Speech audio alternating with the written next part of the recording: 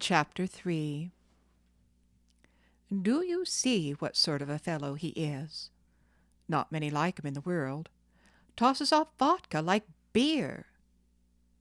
By Kotlyarevsky, from the Aeneid. So you think, neighbor, that our wheat won't sell well?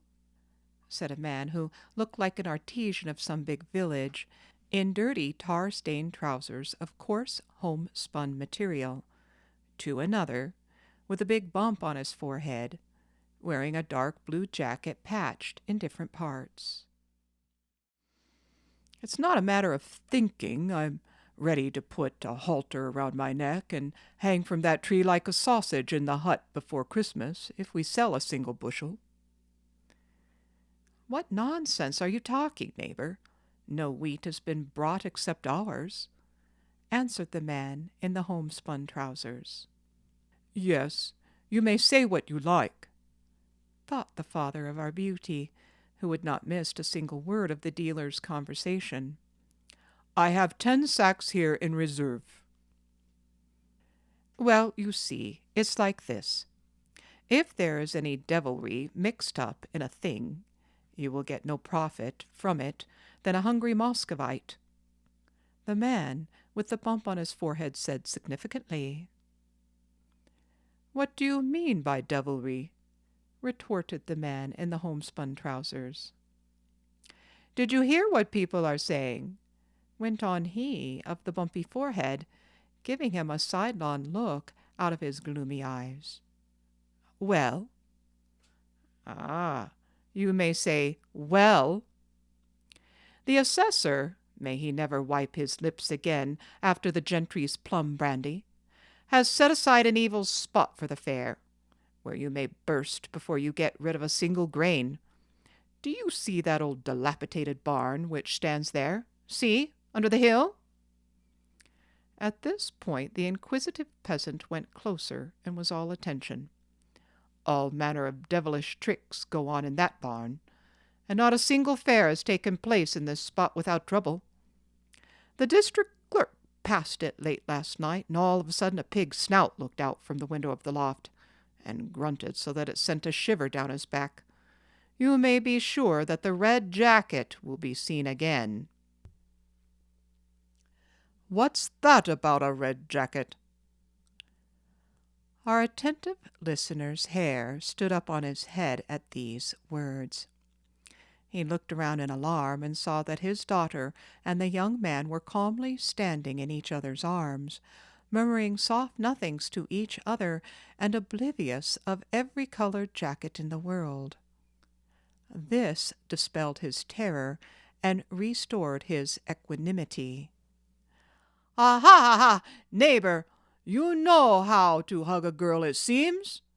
I have been married 3 days before I learned to hug my late Kveska, and I owed that to a friend who was my best man. He gave me a hint."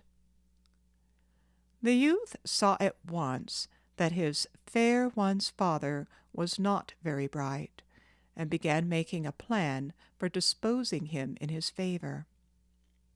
"I believe you don't know me, good friend, but I recognized you at once." "Maybe you did." "If you like, I'll tell you your name and your surname and everything about you. Your name is Sloppy Cherovik." "Yes, Sloppy Cherovik." "Well, have you a good look? Don't you know me?" "No, I don't know you. No offense meant. I've seen so many faces of all sorts in my day. How the hell can one remember them all?" "I am sorry you don't remember Golopumpkin's son." "Why, is Okrim your father?" "Who else? Maybe he's the devil if he's not." At this the friends took off their caps and proceeded to kiss each other. Our Golopumpkin's son made up his mind, however, to attack his new acquaintance without loss of time. "Well, Salopi, you see, your daughter and I have so taken to each other that we are ready to spend our lives together." "Well, Parashka," said Cherovik, laughing and turning to his daughter, "maybe you really might, as they say, you and he, graze on the same grass. Come, shall we shake hands on it? And now, my new son-in-law, buy me a glass." And all three found themselves in the famous refreshment bar of the fair, a Jewess's booth, decorated with a huge assortment of jars, bottles, and flasks of every kind and description. "Well, you are a smart fellow. I like you for that," said Cherovik, a little exhilarated, seeing how his intended son-in-law filled a pint mug and, without winking an eyelash, topped it off at a gulp, flinging down the mug afterward and smashing it to bits. "What do you say, Paraska? Haven't I found you a fine husband? Look how he downs his drink."